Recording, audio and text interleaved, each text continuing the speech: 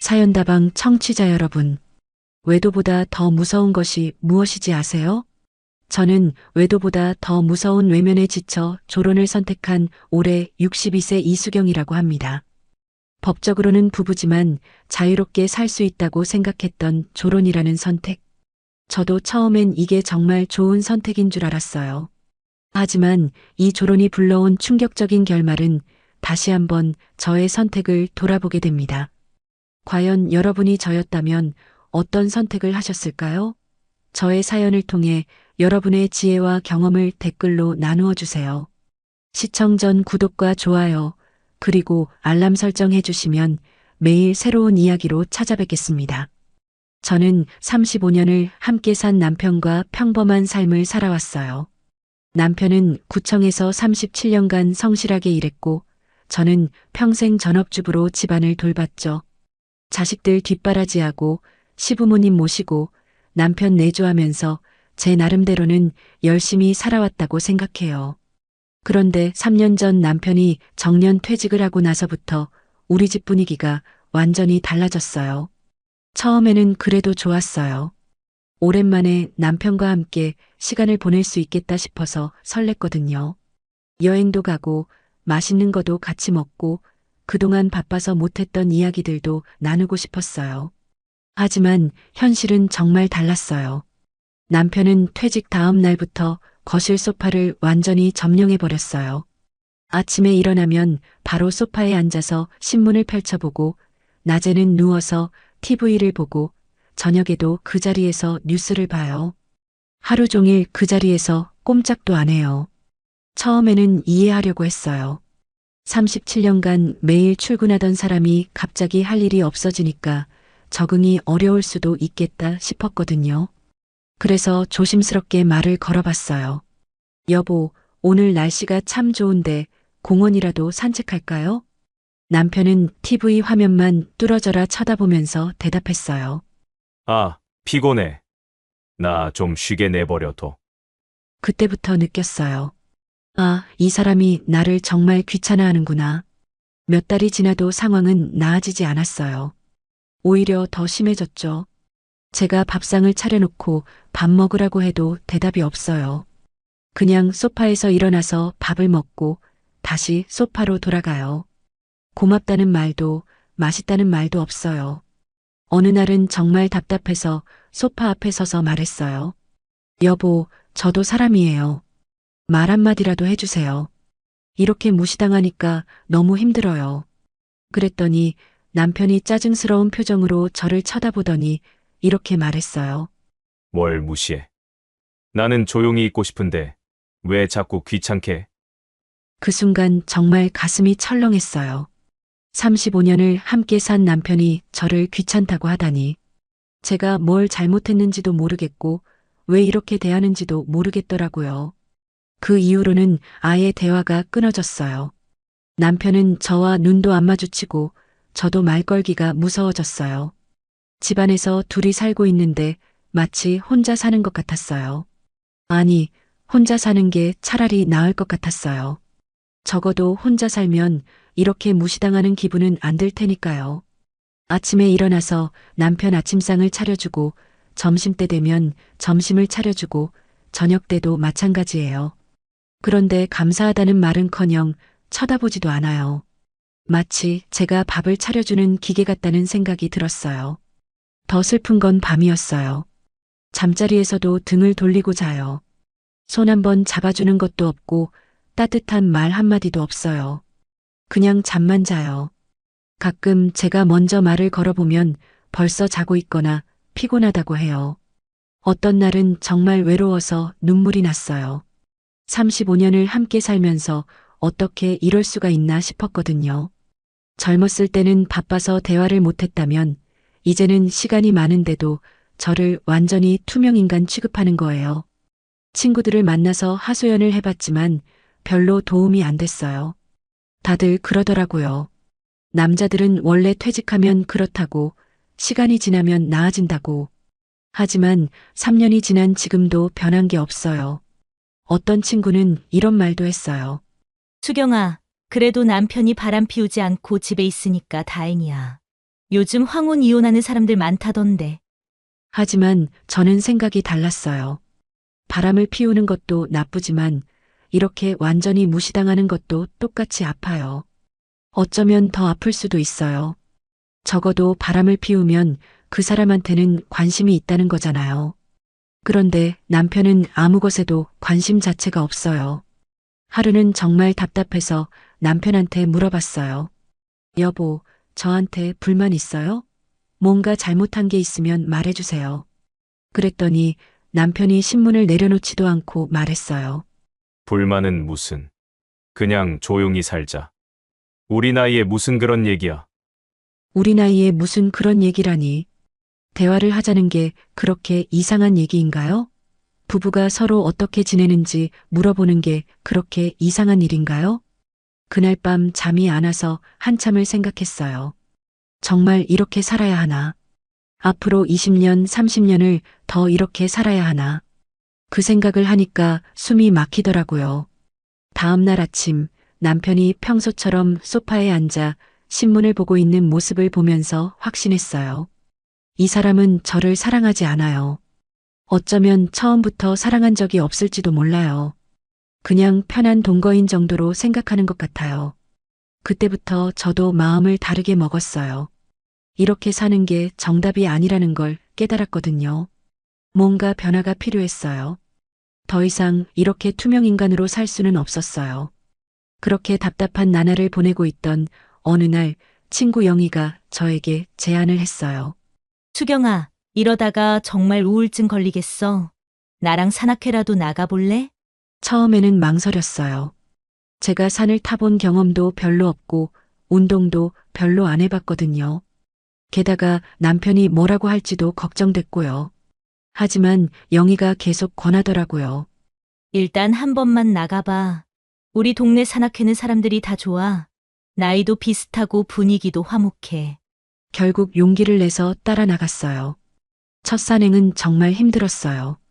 숨도 차고 다리도 아프고 중간에 포기하고 싶었거든요. 그런데 신기하게도 정상에 올라갔을 때의 그 기분은 정말 좋았어요. 시원한 바람이 불어오고 발 아래로 풍경이 한눈에 보이고 뭔가 살아있다는 느낌이 들었어요. 산악회 사람들도 정말 좋았어요. 다들 친절하게 대해주시고 저를 따뜻하게 맞아주셨어요. 특히 정상에서 다 같이 도시락을 먹으며 이야기를 나눌 때가 가장 즐거웠어요. 박민수 씨가 저에게 말했어요. 수경 씨, 산에 처음 오신 거죠? 그런데 정말 잘 올라오셨네요. 체력이 좋으신가 봐요. 그런 말을 들으니까 기분이 좋더라고요. 집에서는 그런 말을 한 번도 들어본 적이 없잖아요. 누군가 저를 인정해주고 격려해주고 관심을 가져주니까 정말 오랜만에 살아있다는 느낌이 들었어요. 그날 집에 돌아와서 남편에게 말했어요. 여보, 오늘 산에 다녀왔는데 정말 좋더라고요. 앞으로 매주 나갈 것 같아요. 남편은 TV를 보면서 대답했어요. 그래. 알아서 해. 그게 전부였어요. 저에게 어떤 산에 갔는지, 누구와 갔는지, 재미있었는지 궁금해하지도 않았어요. 정말 관심이 없구나 싶었어요. 그 이후로 매주 산악회에 나가기 시작했어요. 처음에는 힘들었지만 점점 체력도 늘고 사람들과도 친해졌어요. 특히 김혜란 씨와 많이 친해졌는데 이분도 저와 비슷한 상황이었어요. 남편이 퇴직 후에 집에서 아무것도 안 하고 있다고 하더라고요. 어느 날 산에서 내려오는 길에 혜란 씨가 저에게 말했어요. 수경 씨, 요즘 정말 밝아졌어요. 처음 왔을 때랑 완전 다른 사람 같아요. 그 말을 듣고 보니 정말 그런 것 같았어요. 집에서는 맨날 우울하고 답답했는데 산에서는 웃음도 나오고 기분도 좋았어요. 사람들이 저를 수경 씨라고 부르면서 관심을 가져주니까 제가 필요한 사람이라는 느낌이 들었어요. 그런데 문제는 집에 돌아가면 다시 현실이었어요. 남편은 여전히 소파에서 TV만 보고 있고 저와는 여전히 대화가 없었어요. 산에서의 즐거움과 집에서의 답답함, 그 차이가 너무 크니까 더 힘들었어요. 어느 날은 산악회에서 회식을 했어요. 다들 즐겁게 이야기하고 웃고 저도 그 분위기에 취해서 늦게 집에 들어갔어요. 그랬더니 남편이 처음으로 저에게 뭔가 말을 하더라고요. 어디 갔다 이제 와? 저는 기분이 좋아서 대답했어요. 산악회 사람들이랑 회식했어요. 정말 오랜만에 즐거웠어요. 그랬더니 남편이 이상한 표정으로 저를 쳐다봤어요. 산악회에 남자들도 있나? 네, 있어요. 왜요?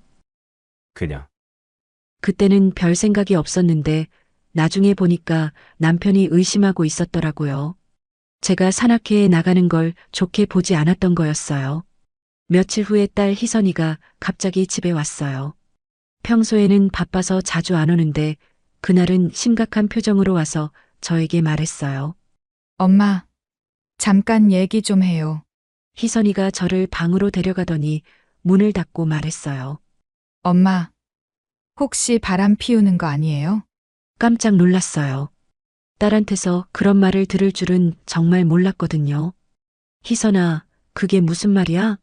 아빠가 그러는데 엄마가 요즘 산악회 나가서 늦게 들어오고 화장도 하고 예쁘게 차려입고 나간다고 하더라고요. 혹시 거기서 남자 만나는 거 아니에요? 정말 어이가 없었어요. 35년을 성실하게 살아온 저를 그렇게 의심한다니. 그리고 화장을 하고 예쁘게 차려입는 게 뭐가 잘못된 건지도 모르겠더라고요. 희선아, 엄마가 그런 사람으로 보여? 그냥 사람들이랑 등산하고 건전하게 운동하는 거야. 그런데 희선이가 계속 말했어요. 엄마, 아빠가 걱정하고 있어요. 요즘 황혼 이혼하는 사람들 많다고. 엄마도 혹시 그런 생각 있는 거 아니냐고 하셨어요. 그 순간 정말 화가 났어요. 자기는 나를 3년 동안 투명인간 취급했으면서 이제 조금이라도 즐거운 시간을 보내려고 하니 바람 피운다고 의심하다니.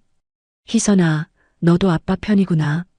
엄마가 집에서 얼마나 외롭고 힘든지는 관심도 없고 그냥 조용히 아빠 뒷바라지만 하고 살라는 거야? 희선이는 당황한 표정으로 말했어요. 그런 게 아니라 가족이 화목하게 지내면 좋겠어서 그러는 거예요. 화목하게 지내자고?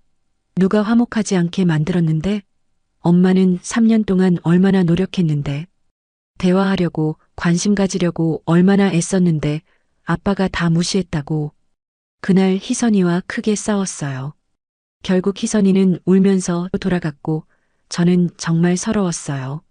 딸까지 저를 의심한다니. 그날 밤 잠이 안 와서 생각해 봤어요. 정말 내가 잘못한 건가?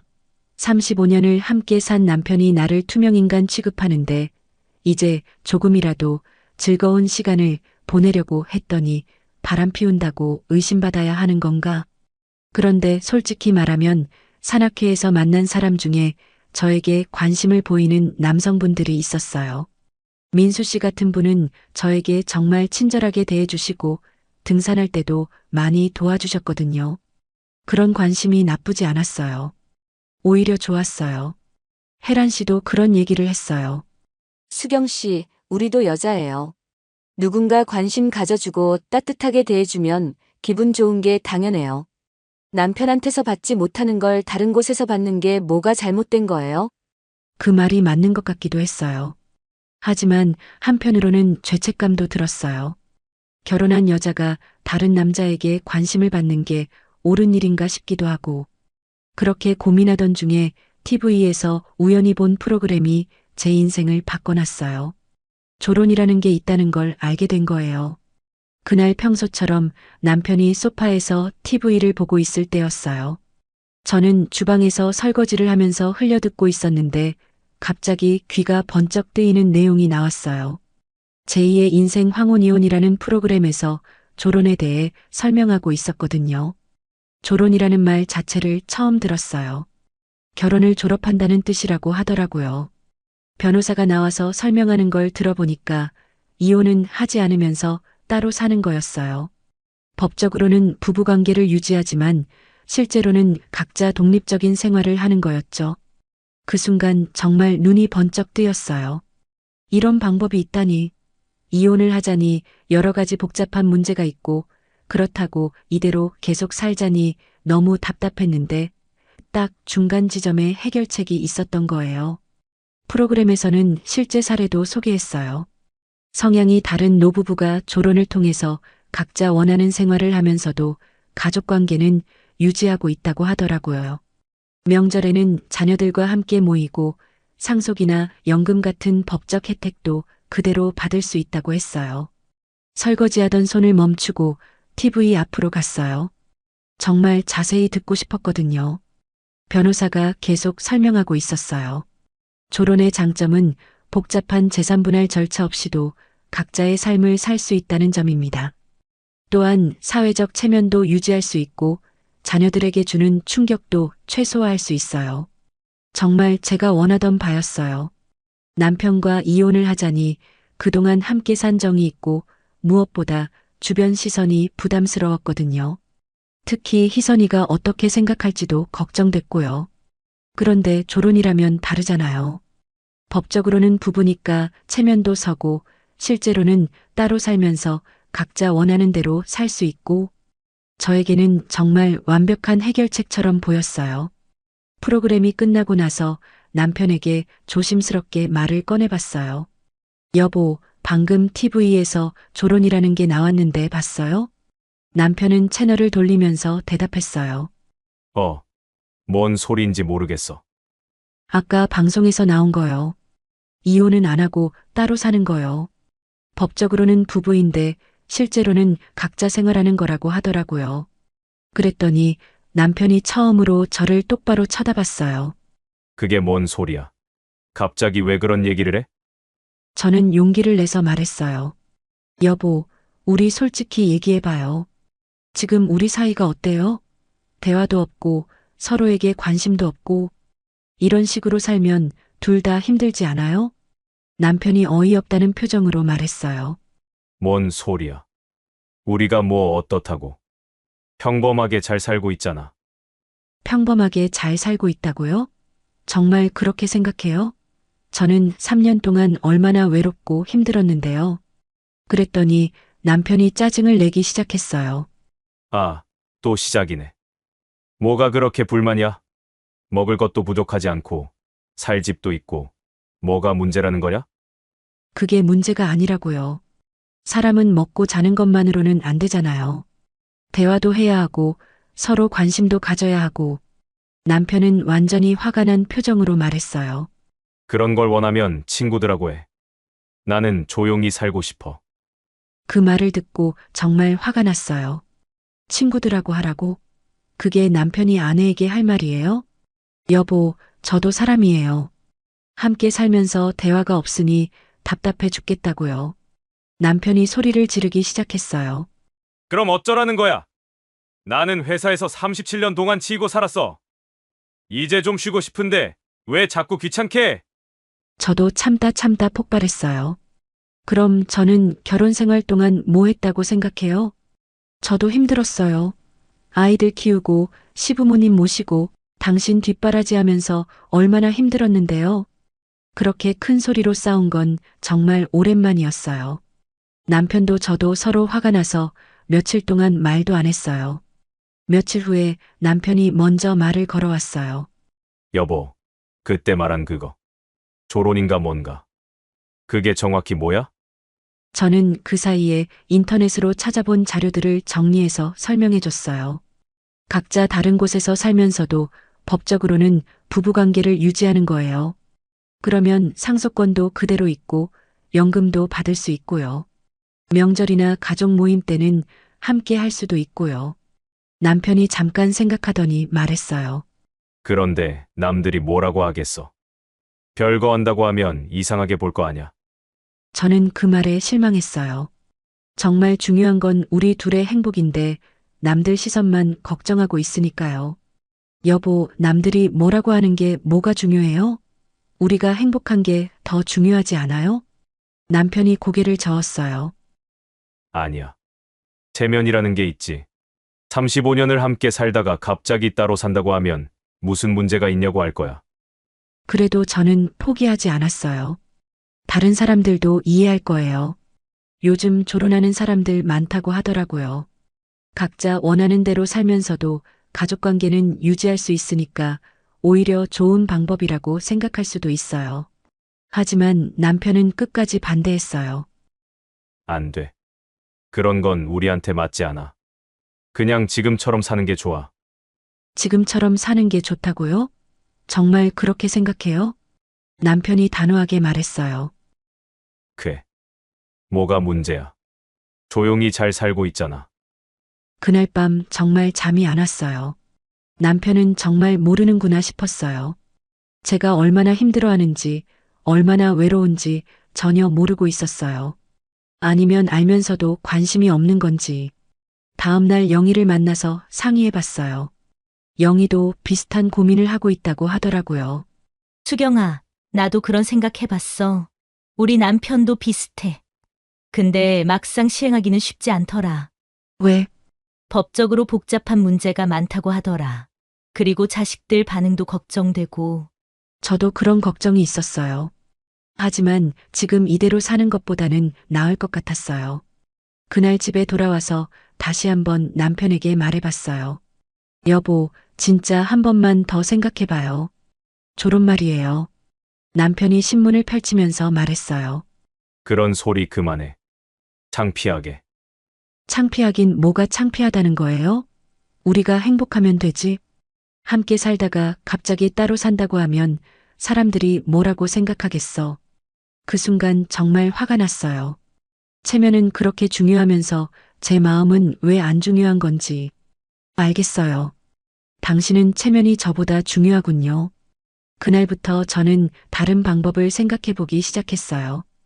혼자서라도 조론을 추진할 방법이 있을까 해서 변호사 상담을 받아보기로 했어요. 며칠 후 용기를 내서 법무법인에 전화를 걸었어요. 조론에 대해 상담받고 싶다고 했더니 다음 주에 시간을 잡아주더라고요. 변호사 사무실에 가는 길에 정말 떨렸어요. 혼자서 이런 일을 추진하는 게 맞는 건지, 남편이 알면 뭐라고 할지 걱정도 됐고요. 이종현 변호사님이 저를 맞아주셨어요. 나이가 50대 정도 되어 보이는 분이었는데 정말 친절하게 설명해 주셨어요. 조론에 대해 상담받으러 왔다고 하셨는데 먼저 조론이 어떤 건지 정확히 설명해 드릴게요. 변호사님이 자세히 설명해 주시는데 TV에서 본 것보다 훨씬 복잡했어요. 조론은 법적으로 명확한 근거가 없는 상태예요. 그래서 여러 가지 위험 요소가 있어요. 가장 큰 문제는 부부의 의무가 완전히 사라지지 않는다는 점이에요. 무슨 의미인지 잘 모르겠어서 물어봤어요. 어떤 의무요? 민법에서 정한 부부의 기본 의무가 4가지 있어요. 동거 의무, 부양 의무, 협조 의무, 그리고 정조 의무예요. 조론을 한다고 해서 이런 의무가 완전히 없어지는 건 아니에요. 그러면 따로 살아도 부양비를 줘야 하는 거예요? 네, 그럴 수 있어요. 그리고 가장 중요한 건 정조 의무예요. 조론 중에 다른 사람과 교제하면 여전히 법적 문제가 될 수 있어요. 그 말을 듣고 좀 당황했어요. 그러면 자유롭게 살 수 없다는 얘기잖아요. 그럼 조론의 의미가 없는 거 아니에요? 변호사님이 고개를 저었어요. 완전히 의미가 없는 건 아니에요. 실제로 많은 분들이 조론을 통해서 만족스러운 생활을 하고 계시거든요. 다만 법적 보호가 완벽하지 않다는 점을 알고 계셔야 해요. 그러면서 실제 사례도 얘기해 주셨어요. 청주에서 실제로 법원이 조론을 인정한 사례가 있어요. 하지만 그건 가정폭력이라는 특수한 상황에서 나온 조정 결정이었어요. 일반적인 기준이라고 보기는 어려워요. 그래도 포기할 수는 없었어요. 지금 상황이 너무 힘들었거든요. 그럼 어떻게 해야 하나요? 조론을 하려면요. 변호사님이 신중한 표정으로 말했어요. 먼저 남편분과 충분히 상의하셔야 해요. 그리고 구체적인 합의서를 작성하셔야 하고요. 생활비는 어떻게 할지, 재산은 어떻게 관리할지, 가족 행사는 어떻게 할지 다 정해놔야 해요. 합의서를 작성하면 법적 효력이 있나요? 어느 정도는 있어요. 하지만 완벽하지는 않아요. 나중에 분쟁이 생기면 복잡해질 수 있어요. 그래도 안 하는 것보다는 낫겠죠? 그건 직접 판단하실 문제예요. 다만 신중하게 결정하시기 바라요. 상담을 마치고 나오는 길에 머리가 복잡했어요. 생각했던 것보다 훨씬 어려운 문제였거든요. 그래도 아예 불가능한 건 아니라는 걸 알았어요. 집에 돌아와서 다시 한번 남편에게 말해봤어요. 여보, 오늘 변호사한테 상담받고 왔어요. 남편이 놀란 표정으로 쳐다봤어요. 뭔 상담? 설마 이혼 상담 받은 거야? 아니에요. 조론 상담 받았어요. 남편이 화를 내기 시작했어요. 미쳤어. 내가 안 된다고 했잖아. 저도 화가 났어요. 당신이 안 된다고 해서 제가 포기해야 해요? 저도 제 인생이 있어요. 그렇게 또 큰 소리로 싸웠어요. 결국 남편은 자기 친구 집에 가서 술 마시고 늦게 들어왔어요. 다음 날 희선이에게 전화했어요. 이번엔 제가 먼저 솔직하게 얘기해보고 싶었거든요. 희선아, 엄마가 할 얘기가 있어. 시간 있을 때 집에 좀 와줄래? 희선이가 주말에 왔어요. 저는 차근차근 상황을 설명해줬어요. 희선아, 엄마가 아빠랑 조론을 하려고 해. 희선이가 깜짝 놀랐어요. 조론이 뭐예요? 이혼은 안 하고 따로 사는 거야. 법적으로는 부부지만 실제로는 각자 생활하는 거지. 왜요? 갑자기 왜 그런 생각을 해요? 저는 3년 동안 겪었던 일들을 차근차근 설명해줬어요. 남편이 얼마나 무관심한지, 제가 얼마나 외로웠는지. 희선이가 듣고 나서 말했어요. 엄마, 몰랐어요. 아빠가 그렇게 심한 줄은. 그렇지? 엄마가 과장하는 게 아니야. 정말 힘들어. 희선이가 잠깐 생각하더니 말했어요. 그럼 이혼은 안 되나요? 이혼을 하자니 복잡해. 재산 문제도 있고 무엇보다 35년을 함께 살았는데 완전히 남이 되는 것도 그렇고. 희선이가 고개를 끄덕였어요. 알겠어요. 엄마가 행복하시면 저는 찬성이에요. 정말 고마웠어요. 딸이 이해해주니까 마음이 한결 편해졌어요. 그럼 아빠는 뭐라고 해요? 반대해. 체면이 서지 않는다고. 희선이가 한숨을 쉬었어요. 아빠도 좀 그러네요. 엄마 마음은 생각 안 하고.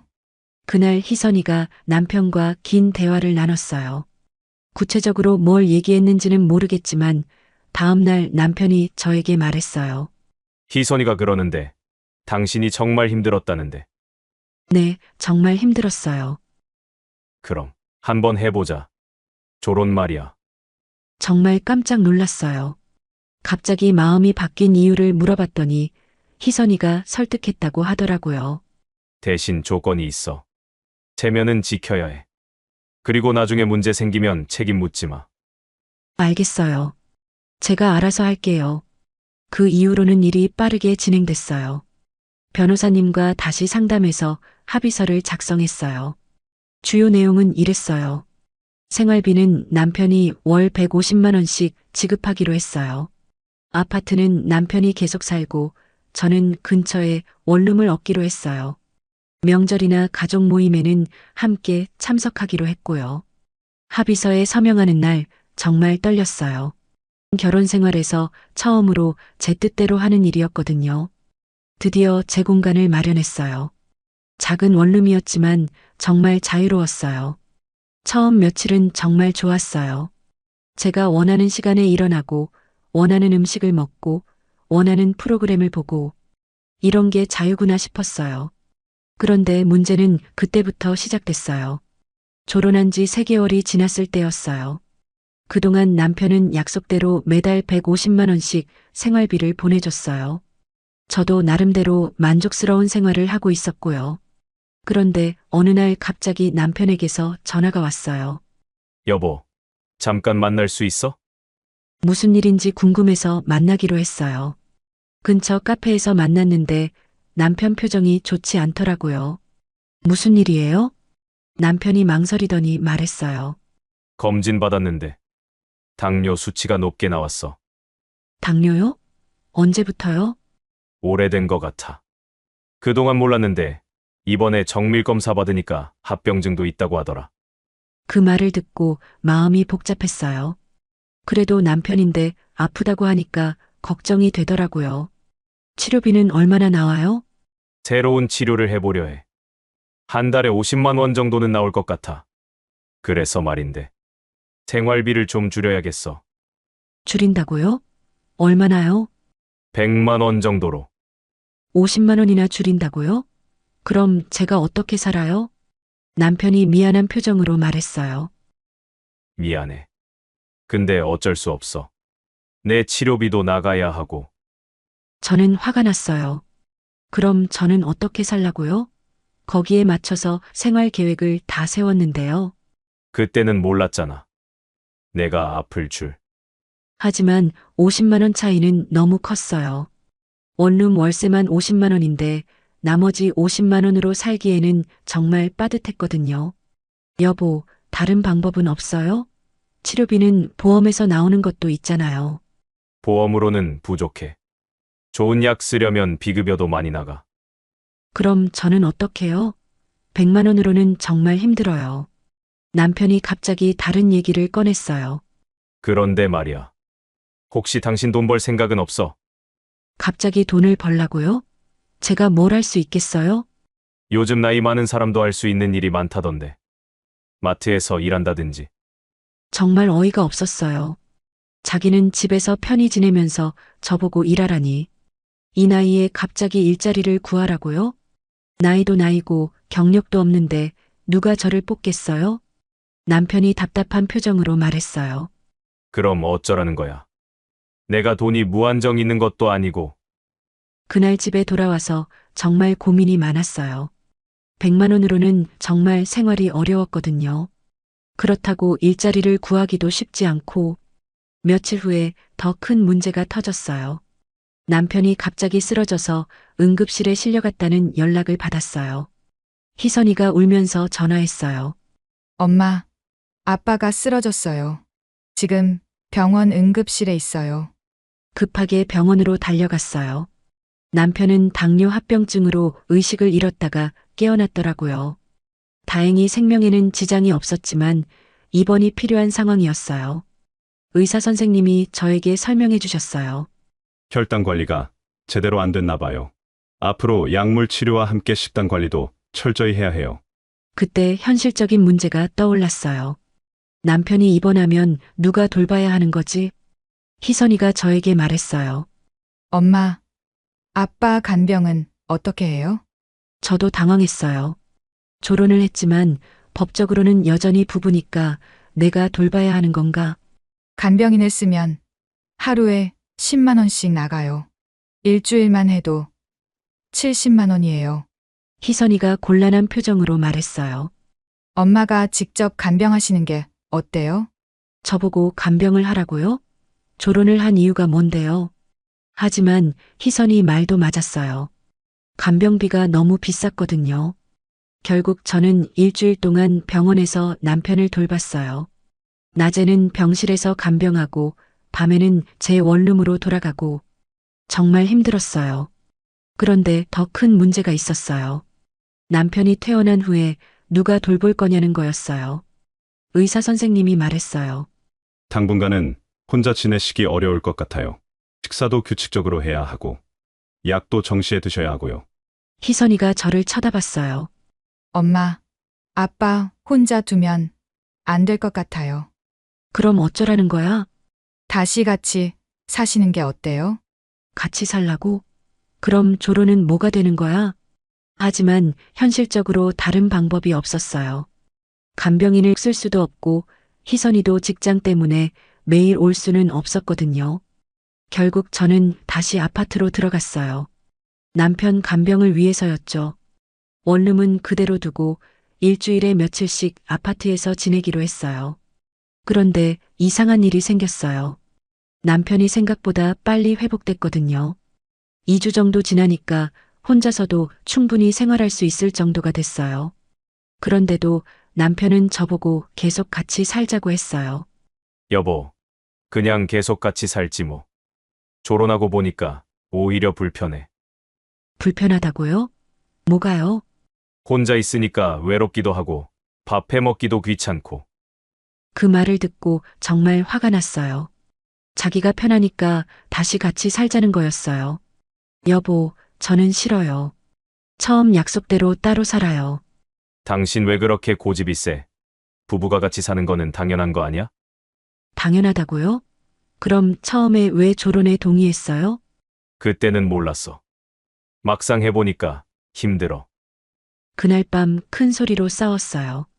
결국 저는 다시 원룸으로 나왔지만 마음이 편하지 않았어요. 며칠 후에 또 다른 문제가 생겼어요. 남편 신용카드 연체 통지서가 제게 날아왔어요. 졸혼 후에 남편이 카드를 많이 쓴 모양이었어요. 변호사님께 상담을 받으러 갔어요. 이런 일이 생길 줄 몰랐어요. 따로 살아도 책임을 져야 하는 건가요?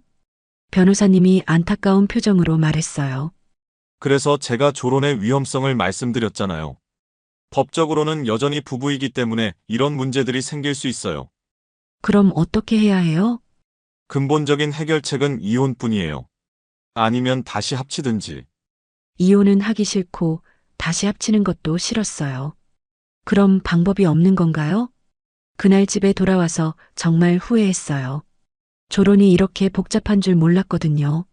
자유롭게 살 수 있을 거라고 생각했는데 오히려 더 복잡해진 것 같았어요. 그런데 정말 큰 충격은 그 다음에 일어났어요. 그날은 평소처럼 산악회에 갔다가 돌아오는 길이었어요. 버스에서 내려서 집으로 가는데 앞에서 걸어가는 커플이 눈에 띄었어요. 뒤에서 보니 남자분이 남편과 비슷했거든요. 설마 하는 마음에 가까이 가봤는데 정말 남편이었어요. 그런데 옆에 있는 여자는 제가 모르는 사람이었어요. 50대 중반 정도로 보이는데 염색도 하고 화장도 진하게 하고 있더라고요. 두 사람이 정말 자연스럽게 팔짱까지 끼고 걷고 있었어요. 저는 너무 놀라서 한참 동안 그 자리에 서 있었어요. 그들이 근처 카페로 들어가는 걸 봤어요. 저는 용기를 내서 카페 유리창 너머로 지켜봤어요. 남편이 그 여자 손을 잡고 있더라고요. 정말 연인처럼. 그 순간 머리가 하얘졌어요. 35년을 함께 산 남편이 다른 여자와 그런 모습을 보이다니. 그것도 졸혼한 지 겨우 6개월 만에. 집에 돌아와서 남편에게 전화했어요. 여보, 지금 어디 있어요? 응, 집에 있어. 왜? 거짓말 하지 마세요. 방금 카페에서 여자랑 있는 거 봤어요. 잠깐 침묵이 흘렀어요. 그러더니 남편이 말했어요. 그게. 뭐가 그게예요? 설명해 보세요. 그냥 골프장에서 만난 사람이야. 같이 차 한잔 한 거야. 차 한 잔요? 손잡고요? 남편이 당황한 목소리로 말했어요. 아니야. 오해야. 오해가 아니에요. 제가 다 봤어요. 팔짱 끼고 걷는 것도 봤고요. 그날 밤 남편이 있는 집으로 가서 정말 큰 싸움을 했어요. 정말 실망이에요. 졸혼한 지 겨우 몇 개월 만에 다른 여자를 만나다니. 남편이 변명했어요. 그냥 친구야. 골프 치면서 알게 된 사람이고, 친구가 손을 잡나요? 팔짱을 끼나요? 그건. 그냥 그렇게 된 거야. 그렇게 된 거라고요? 여보, 우리는 법적으로 아직 부부예요. 정조 의무가 있다고요. 남편이 갑자기 화를 냈어요. 정조 의무. 우리 졸혼했잖아. 각자 자유롭게 살기로 했잖아. 자유롭게 산다고 해서 다른 사람을 만나도 된다는 뜻은 아니잖아요. 그럼 뭐야? 나 혼자 늙어가라는 거야? 그 말을 듣고 정말 가슴이 아팠어요. 저도 같이 늙어가고 있는데 마치 저는 없는 사람처럼 말하니까요. 제가 있잖아요. 제가 당신 아내잖아요. 아내라고. 따로 사는데 무슨 아내야? 그렇게 소리를 지르며 싸웠어요. 남편은 결국 화가 나서 나가버렸어요. 혼자 남은 저는 정말 억울하고 화가 났어요. 남편이 다른 여자를 만나고 있다는 사실이 충격이었어요. 다음 날 희선이에게 전화해서 상황을 설명했어요. 희선이도 놀라더라고요. 정말요? 아빠가 다른 여자를 만나고 있다고요? 그래, 엄마가 직접 봤어. 정말 연인처럼 팔짱도 끼고 있었어. 어떡해요, 엄마. 이럴 줄 알았으면 조론을 말렸을 텐데. 이미 일어난 일인데 어떻게 하겠니? 그날 밤 정말 잠이 안 왔어요. 남편이 그 여자와 어떤 사이인지, 얼마나 오래됐는지, 그 여자는 누구인지 온갖 생각이 다 들었어요. 며칠 후에 남편을 추궁해 봤어요.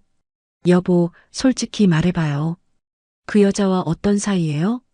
남편이 한참 망설이더니 말했어요. 정말 친한 친구야. 그 이상은 아니야. 거짓말 마세요.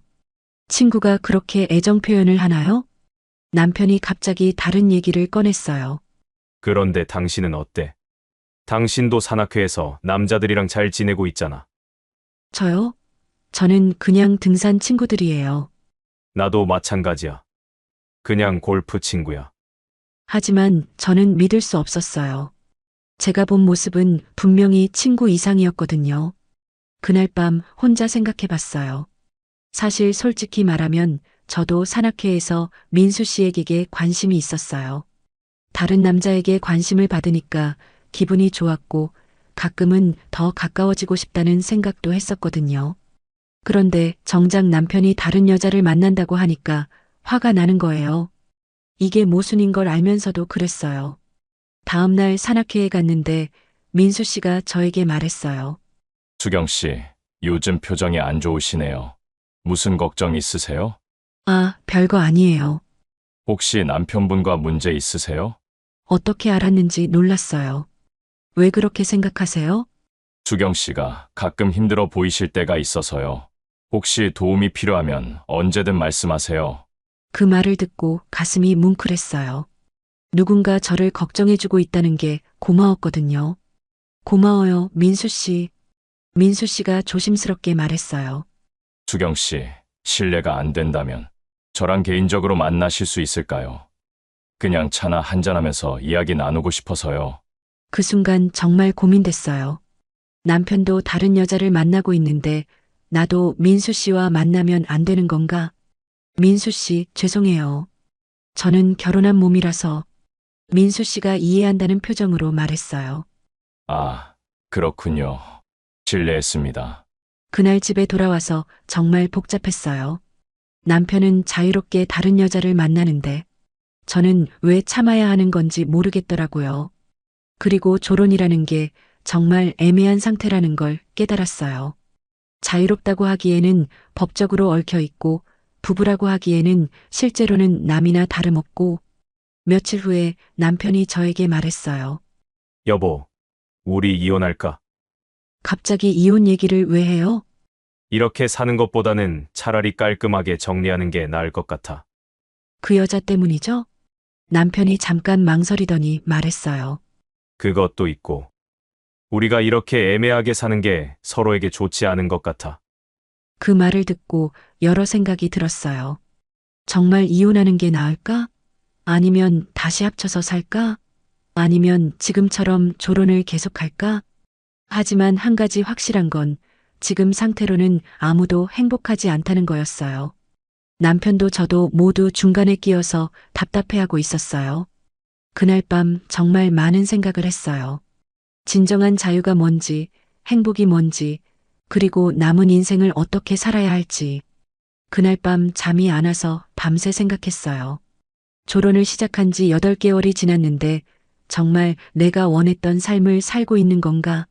처음에는 자유로워서 좋았어요. 누구 눈치 안 보고 제가 원하는 대로 살 수 있어서. 하지만 시간이 지나면서 여러 문제들이 생겼어요. 경제적인 문제, 법적인 문제, 그리고 인간관계의 문제까지. 가장 큰 깨달음은 조론이라는 형식이 제게 진정한 자유를 주지는 못한다는 거였어요. 법적으로는 부부이면서 실제로는 남이나 다름없는 상태. 어정쩡한 관계에서 오는 스트레스가 오히려 더 컸어요. 다음 날 아침 희선이에게 전화했어요. 희선아, 엄마가 중요한 결정을 해야 할 것 같아. 시간 될 때 한번 와줄래? 희선이가 그 주말에 왔어요. 저는 그동안 겪었던 일들을 차근차근 얘기해줬어요. 희선아, 엄마가 조론을 한 이유가 뭐였는지 기억하지? 물론이요. 아빠랑 같이 살기 힘드셔서요. 맞아. 그런데 조론을 해봐도 근본적인 문제는 해결되지 않더라. 어떤 말씀이세요? 희선이가 궁금한 표정으로 물어봤어요. 저는 솔직하게 말했어요. 진짜 문제는 아빠와 엄마가 서로 다른 걸 원한다는 거야. 아빠는 조용히 혼자 지내고 싶어 하고, 엄마는 누군가와 소통하며 살고 싶어 하고, 그럼 어떻게요? 이제는 선택해야 할 것 같아. 진짜 이혼을 할지 아니면 다시 합쳐서 살지. 희선이가 잠깐 생각하더니 말했어요. 엄마는 어떻게 하고 싶으세요? 솔직히 말하면 이혼이 나을 것 같아. 이렇게 애매한 상태보다는 깔끔하게 정리하는 게. 희선이가 놀란 표정으로 말했어요. 진짜 이혼하실 거예요? 그게 서로에게 나을 것 같아. 아빠도 자기가 원하는 대로 살 수 있고, 엄마도 진짜 자유로워질 수 있고, 결국 남편과 이혼하기로 결정을 했어요. 며칠 후 집으로 희선이를 불러 셋이 진지한 대화를 나눴어요. 남편이 먼저 말했어요. 희선아, 아빠가 할 말이 있어. 희선이가 긴장한 표정으로 들었어요. 아빠와 엄마가 이혼하기로 했어. 희선이가 깜짝 놀랐어요. 정말요? 희선이가 슬픈 표정으로 말했어요. 그럼 정말 끝인 거예요? 끝이 아니라 새로운 시작이야. 우리는 35년 동안 부부였지만 이제는 각자의 길을 가는 거야. 남편이 말했어요. 희선아, 아빠와 엄마는 서로 미워해서 헤어지는 게 아니야. 그냥 추구하는 삶의 방식이 다른 거야. 희선이가 눈물을 흘리면서 말했어요. 알겠어요. 두 분이 행복하시면 저도 좋아요. 그 후 이혼 절차를 밟기 시작했어요. 다행히 재산 분할이나 위자료 문제로 크게 다투지는 않았어요. 35년을 함께 살면서 쌓인 정이 있어서인지 서로 배려하면서 진행했어요. 이혼 조정이 성립된 날 법원에서 나오면서 남편이 저에게 말했어요. 여보, 그동안 고생 많았어. 저도 말했어요. 남편도 고생했어요. 이제 각자 행복하게 살아요. 그렇게 우리는 정말로 남이 됐어요. 이상하게도 서운하기보다는 홀가분한 기분이 들었어요. 이혼 후에 저는 제 삶을 다시 정리하기 시작했어요. 남편에게 받은 돈으로 작은 아파트를 구해 이사했고 산악회 활동도 더 적극적으로 참여했어요. 민수 씨가 저의 이혼을 알고 개인적으로 만나자고 제안했어요. 이번에는 거부하지 않았어요. 이제 진짜 자유로운 몸이니까요. 민수 씨와 차를 마시며 이야기를 나누는데 정말 오랜만에 편안했어요. 누군가 제 말을 진지하게 들어주고 공감해주고 관심을 가져주니까요. 수경 씨, 이혼 결정하시느라 힘드셨을 텐데 용기 있는 선택이셨어요. 고마워요. 사실 무서웠어요. 62살에 혼자 산다는 게. 민수 씨가 따뜻한 눈빛으로 저를 바라봤어요. 혼자가 아니에요. 좋은 사람들이 많이 있잖아요. 그 말이 정말 위로가 됐어요. 그동안 제가 두려워했던 건 혼자 사는 게 아니라 외로워지는 거였는데 민수 씨 말이 맞더라고요. 혼자 산다고 외로운 건 아니에요. 몇 개월 후 남편에게서 연락이 왔어요.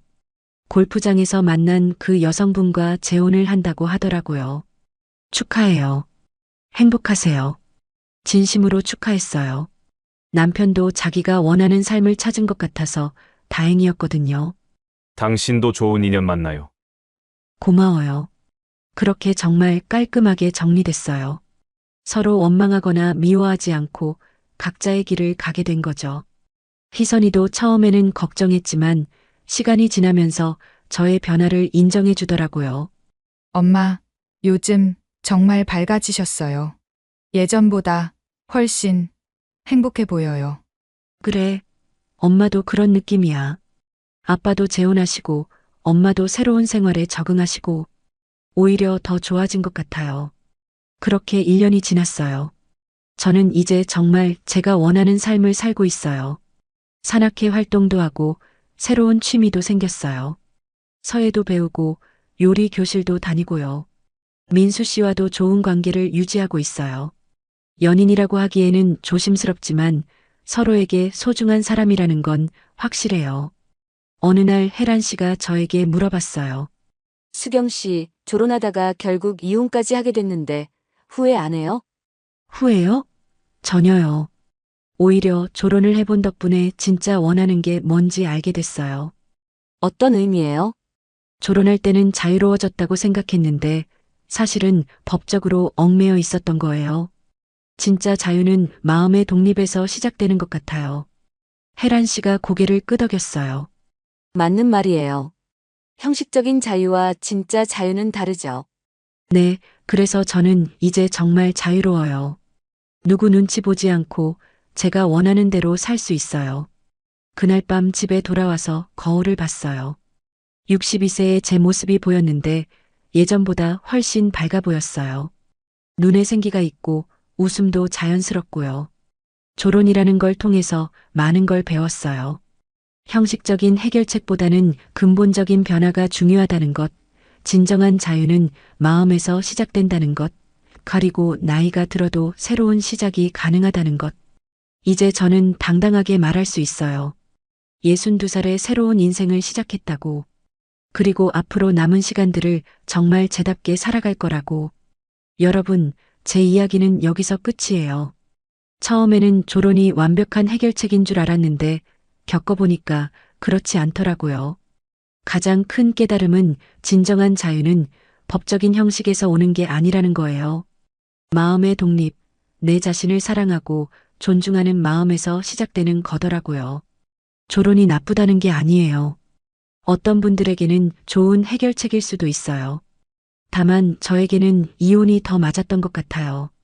35년 결혼 생활의 무게를 완전히 내려놓고 나서야 진짜 제 모습을 찾을 수 있었거든요. 이제 저는 62살의 새로운 인생을 살고 있어요. 누군가의 아내가 아닌 이수경으로서 말이에요.